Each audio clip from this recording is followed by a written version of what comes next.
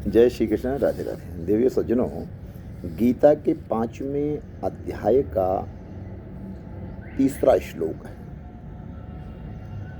ज्ञेयः स नित्य सन्यासी यो न द्वेष्टि न कांक्षति निर्द्वंद्वो हि महाबाहो सुखम बंधात् प्रमुच्यते। अर्थात जो मनुष्य किसी से द्वेष नहीं करता और न किसी की आशा करता और ना ही किसी की निंदा करता, राग द्वेष से मुक्त है जो,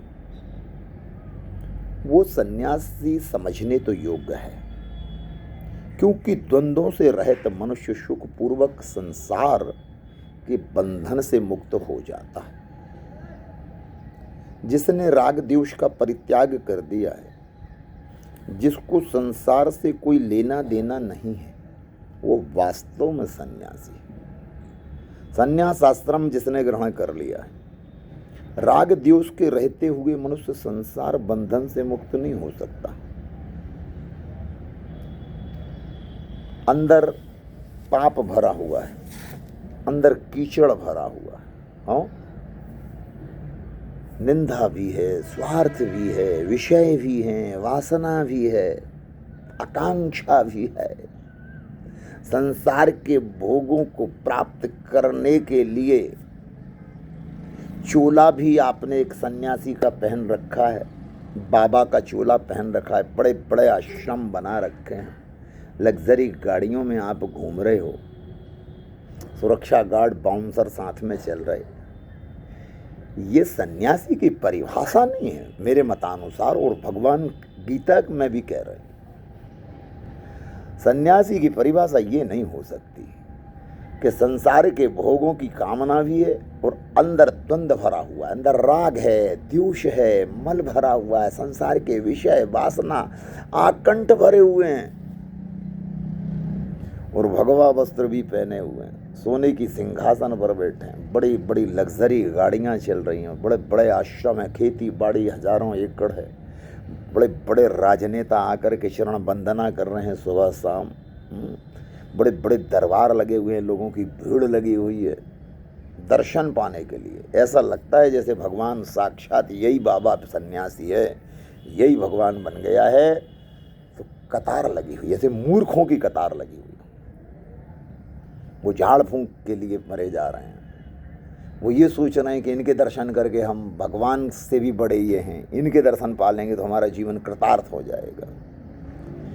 ये जो सन्यासी, ये जो बाबा, ये जो बाहरी आडंबर जो फैला के रखे हैं, ये कलयुग के पाखंडी हैं, और इनका अंत बहुत ही दुखद होना है। ये समझना बात को आप, क्योंकि इनके अंदर मृग तृष्णा है, इनके अंदर कामना है, इनके अंदर अभी विषय और वासना का समुद्र भरा हुआ। बाहरी चोला इनका पवित्र दिखता है, देखने में लगता है नहीं बाबा जी है, विद्वान है, चरण छूना चाहिए, चरण धो के पीना चाहिए, हाँ, आश्रम की सेवा मिल जाए तो अच्छा है। नहीं, ये गलत है, ये सर्वथा गलत है। और कलयुग का मूर्ख प्राणी इन्हीं बाबाओं की शरण में जा रहा है, ये फर्जी सन्यासी। सन्यास क्या है? संत की परिभाषा क्या है? जिसके जीवन से विषय और वासना का अंत हो गया हो, वो संत है। हाँ, जिसको कोई कामना नहीं है, ना रुपए की, ना पैसे की, ना स्त्री की, ना संतान की, ना भूमि की, ना भवन की, ना वाहन की, ना स्वर्णाभूषणों की, ना भोजन की, ना भोजन की, कोई कामना। कामना अगर केवल है तो भजन की, ईश्वर के चिंतन की, मनन की, कीर्तन की। ये जो कामना जिसके अंदर होती है, वो भले ही बाहरी चोला उसका गेरुआ ना हो, भगवा ना हो, वो फटे वस्त्र क्यों ना पहनता, वो मलिन वस्त्र क्यों ना पहनता, वो पार ब्रह्म परमात्मा को पा सकता है। चोला पहनने से कोई सन्यासी नहीं हो जाता, ये जटा जूट रखने से कोई सन्यासी नहीं हो जाता, बड़े बड़े त्रिपुंड लगाने से कोई सन्यासी नहीं हो जाता। खड़ाऊं पहनने से कोई सन्यासी नहीं हो जाता, कमंडल लेने से कोई सन्यासी नहीं बन जाता, आश्रम बड़े बड़े बनवाने से कोई सन्यासी नहीं बन जाता, बड़े बड़े मंदिर बनवा करके वहाँ मठाधीश हो करके कोई सन्यासी नहीं बन सकता। आपके अंदर तो विषय भोग जब तक निकलेंगे नहीं तब तक आप सन्यासी नहीं कहला सकते। मेरी बात का बुरा तो बहुत लोगों को लग रहा होगा कि बाबा जी बहुत कुछ बोलते हैं पंडित गोविंद शास्त्री भोपाल वाले, लेकिन मैं कड़वा सच बोलता हूँ और सच सुनना हर किसी के बस की बात नहीं। हम जो बात करते हैं हम वो वेद पुराणों में जो लिखा है हम उसकी बात करेंगे। जो गीता कहती है, वेद कहते हैं, शास्त्र कहते हैं, पुराण कहते हैं, हम वो बात करेंगे। हमारे भारत में अभी बहुत से छलिया बैठे हुए हैं और आए दिन प्रकाशित हो रहे हैं अखबारों में, social media, print media, electronic media पर चल रहा है। आए दिन एक नए नए बाबा के स्कैंडल समझ में सामने आ रहे हैं। कभी कोई महाराष्ट्र से आता है तो कहीं कोई मध्य प्रदेश से, कोई उत्तर प्रदेश से, कोई राजस्थान, गुजरात से, छत्तीसगढ़ से, जगह जगह से, और आने रहे और कतार में भी है, और भी कतार में है। अभी तो कुछ जेल में है, कुछ जेल जाने की तैयारी में। तो इन सबसे सावधान हो जाओ। मनुष्य एक भोला प्राणी है। तो हम तो यही कहेंगे, चाहे आप किसान भाई हो, मुझे आप सुन रहे हो, तो नौकरी वाले, व्यापार वाले आप मुझे सुन रहे हैं,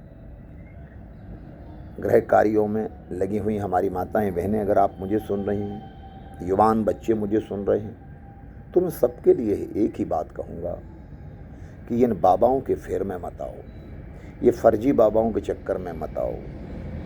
ये खुद का तो पतन हो रहा है उनका, आपको भी कर देंगे। दुनिया का ऐसा कोई बाबा नहीं है जो आपको मुक्ति करवा दे। ऐसा दुनिया का कोई बाबा नहीं है जो आपको भगवान से मिला दे।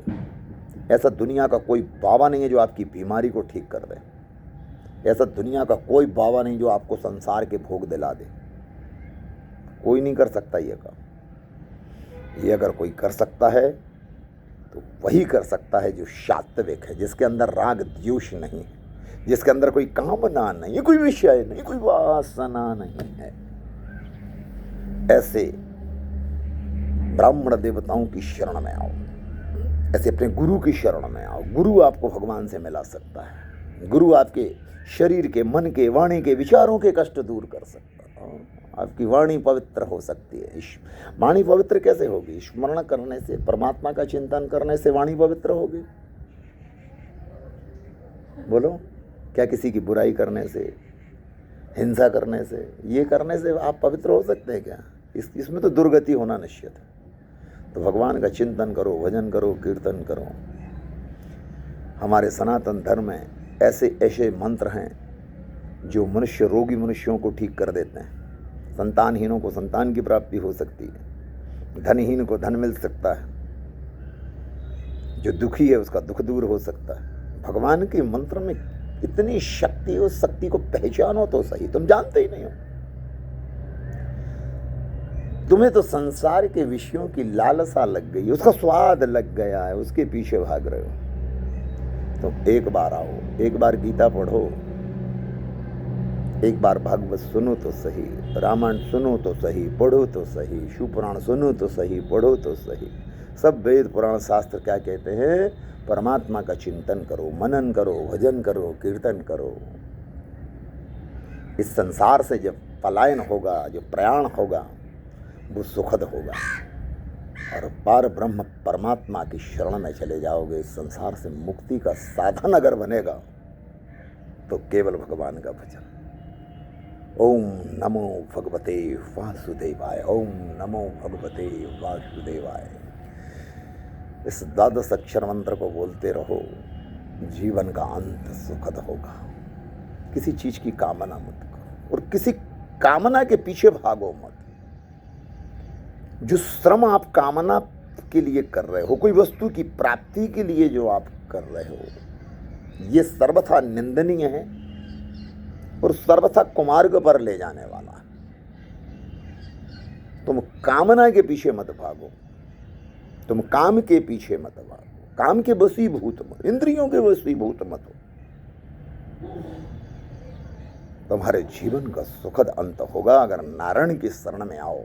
नारायण की कामना करो, मुक्ति की कामना करो, भक्ति की कामना करो, ज्ञान की, वैराग्य की, परमात्मा से मिलने की लालसा तुम्हारे जीवन में होना चाहिए। अगर किसी से मिलन हो सकता है तो परमात्मा से। वो जब प्रेम जागेगा हृदय के अंदर, एक ज्योति पुंज प्रकाशित होगा, वो तुम्हें परमात्मा से मिलाएगा। तो आज के लिए इतना ही। ऐसे ही प्रवचन सुनने के लिए, ऐसे ही दृष्टांत सुनने के लिए मेरे चैनल को आप सब्सक्राइब करें, लाइक कमेंट शेयर ज़रूर करें। दिव्य ज्ञान के वीडियो देखने के लिए, ज्योतिष के, गीता के, वेदों के, पुराण के, और आप अपने शहर में, अपने गांव में अगर भागवत करवाना चाहते हैं, राम कथा करवाना चाहते हैं, शिव पुराण, नर्मदा पुराण, देवी भागवत पुराण करवाना चाहते हैं, तो आप दिए गए नंबर पर आप हमसे सीधा संपर्क कर सकते हैं। आपकी कामना जरूर पूरी होगी। हम आपके यहाँ ज़रूर आएंगे। हम चाहते हैं कि घर घर भागवत हो, गांव गांव भागवत हो, शहर शहर भागवत हो। आप केवल भाव बनाइए, भागवत करने के लिए हम आएंगे। हम आपसे वादा करते हैं, हम ज़रूर आएंगे। एक बार बुला के देखो सही। हमारा कोई लालच नहीं है इसके पीछे, हम कोई धन नहीं लेते, हमें कोई हवाई जहाज का टिकट भी नहीं चाहिए, हमें कोई बड़ी होटलों में ठहरने की व्यवस्था। हम तो आपकी तो जो घास फूस की कुटिया होगी ना, हम उसमें नीचे दरी कंबल बिछा करके भी रह जाएंगे। हमें तो सूखी दाल, चावल, खिचड़ी, बस यही चाहिए। कोई कामना नहीं है। एक श्रीफल, केवल एक नारियल में हम भागवत कर देते हैं। आप लाखों रुपए खर्च कर रहे हैं, 50 लाख, 25 लाख, बड़े बड़े उनकी हवाई जहाज की टिकट, बड़ी 5 स्टार होटलों में 20-25 लोगों की टीम है, उनकी सेवा ससुरवा में लगे, और वो क्या सुना रहे हैं आपको? वो आपको चुटकुले सुना रहे हैं, वो आपको टोटके सुना रहे हैं। वो सुनने के लिए आप 50 लाख, 1 करोड़ रुपए खर्च करते हो। ये मूर्खता नहीं है तो क्या है? ये विद्वत्ता है आपकी। सोचो तो सही, एक बार सोचना, विचार करना। और अगर मुझे सुनना है, गोविंद शास्त्री को सुनना है, तो इसमें कोई पैसा नहीं लगता। क्योंकि हाँ, ये बात भी कड़वी सच है कि जो चीज़ निःशुल्क मिलती है उसकी कोई वैल्यू नहीं होती, उसका कोई मूल्यांकन नहीं कर पाता।